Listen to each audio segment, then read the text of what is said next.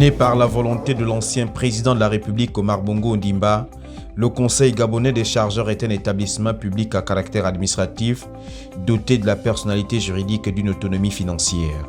Il a été créé par la loi numéro 7/71 du 16 décembre 1971 pour relayer les pouvoirs publics en matière de sécurisation des importations et d'assistance aux chargeurs. Aujourd'hui à la retraite, Jean-François Toutou-Memane a été au centre de la création du Conseil gabonais des chargeurs. À l'époque, ministre d'État au commerce et conseiller personnel du chef de l'État Omar Bongo, il découvre l'existence d'un conseil ivoirien des chargeurs au cours d'un dîner offert par le ministre ivoirien de l'économie alors qu'il était en mission en Côte d'Ivoire. Je me suis trouvé en Côte d'Ivoire, à Yamoussoukro, en conférence. Il y avait une conférence, j'étais à l'époque ministre du commerce, ministre d'État, conseiller personnel, chargé du commerce. Le ministre de l'économie et des finances, qui était à l'époque Coran Bédier, nous a reçus à sa table à midi, à la suite de cette conférence et de l'audience que le président Fobodi m'a accordée à sa table. On est à table, à la résidence de Coran Bédier, on mange, on parle. Et puis, on est arrivé à parler d'un conseil des chargeurs que la Côte d'Ivoire venait de créer. Un conseil des chargeurs que la Côte d'Ivoire venait de créer. J'apprends là que le conseil des chargeurs, ce sont l'ensemble des importateurs et des exportateurs d'un pays. L'ensemble des importateurs et des exportateurs d'un pays qui se regroupent, c'est d'un conseil, n'est-ce pas, pour négocier avec les conférences maritimes, pour essayer chaque fois d'avoir un taux de fret. Le taux de fret, c'est le prix des marchandises transportées par bateau, parce que si ce taux est élevé, eh bien, ça se répercute sur l'économie du pays. N'est-ce pas? Si le taux est très, très élevé, l'importateur, il inclut dans les prix, n'est-ce pas, de ces marchandises, et c'est le panier de la ménagère qui, in fine, en souffre. Si vous arrivez à baisser les taux, n'est-ce pas, si le Conseil est efficace dans les négociations qu'il entreprend avec les conférences maritimes, il arrive d'obtenir des taux de fret et sur le plan économique, c'est une bonne chose. Alors, ça m'a beaucoup intéressé. Et quand je suis rentré à Libreville, au Gabon, 2 jours après, je suis allé voir le président de la République. Parce que le président Bongo, lui, c'est quelqu'un qui était d'une curiosité phénoménale. Et quand il apprenait que les autres font quelque chose qui est bien, il voulait lui aussi faire, et si possible, peut-être faire mieux. Donc, il me donne des instructions. Il me dit, Jackie, c'est comme ça qu'il m'appelait, je te demande, avant 5-6 mois, il faut qu'il y ait un conseil gabonais des chargeurs. Après plusieurs immersions en France et en Afrique, le Conseil gabonais des chargeurs va finalement voir le jour et Jean-François Toutou-Memane devient le président du conseil d'administration et premier responsable de la structure érigée en secrétariat général. C'était le 16 décembre 1971, le décret, les documents sont sortis, qui créait le Conseil gabonais des chargeurs. Voilà comment est né le Conseil gabonais des chargeurs, et voilà les missions que je viens de vous décliner tout à l'heure du Conseil gabonais des chargeurs. Et après, le président a fait de moi le président du Conseil d'administration des Conseils gabonais des chargeurs. Et on a mis un secrétaire général, M. Mouéchou. M. Mouéchou, qui est un garçon compétent, très compétent. Le Conseil gabonais des chargeurs devient le deuxième conseil des chargeurs africains à être créé après celui de la Côte d'Ivoire. Sa première mission, négocier les taux de fret à l'importation. Mais dès 1987, le mécanisme de financement des conseils des chargeurs africains sont menacés par les bailleurs de fonds, le FMI et la Banque mondiale qui dénoncent une forme de parafiscalité. Et ces menaces vont de ce fait amener le gouvernement gabonais à réfléchir sur un nouveau modèle de gestion du Conseil gabonais des chargeurs. Quand je prends les fonctions de directeur général, l'institution avait un secrétariat général en lieu et place de direction générale. C'est avec moi, avec nous, que nous dirigeons le conseil camerounais des chargeurs avec un conseil d'administration bien défini et une direction générale et bien entendu une autres directions. Et je dis que ça n'a pas été facile pour moi à l'époque. La petite histoire, le conseil camerounais des chargeurs était sous la tutelle technique du ministère de l'économie. Donc il a fallu que nous posions nos problèmes au président de la République, donc ce fut à son premier ministre, pour bien leur montrer l'importance du conseil camerounais des chargeurs en tant que structure de régulation du fret. Et ceci devait être sous la tutelle technique du ministère de la Marine marchande. Ça n'a pas été facile, ce combat. Mais le président de la République a bien compris à l'époque l'intérêt de cette demande, de cette quête, et il a accédé à la demande du ministre de la Marine marchande de l'époque qu'effectivement ce transfert soit fait, ce qui a été fait. Après quoi, nous avons engagé une réforme, une réorganisation de la structure.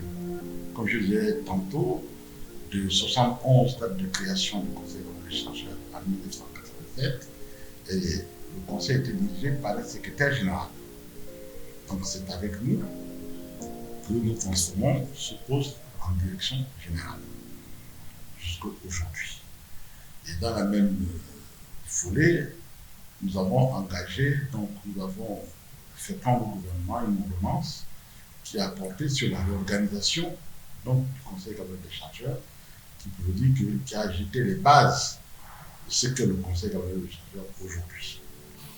Ce qui amène le gouvernement de l'époque à opérer cette réforme, qui était une réforme stratégique d'importance capitale. C'était une question de survie du Conseil camerounais des chargeurs, c'était, vous l'avez dit, les injonctions de la Banque mondiale et du FMI pour bailleurs de fonds.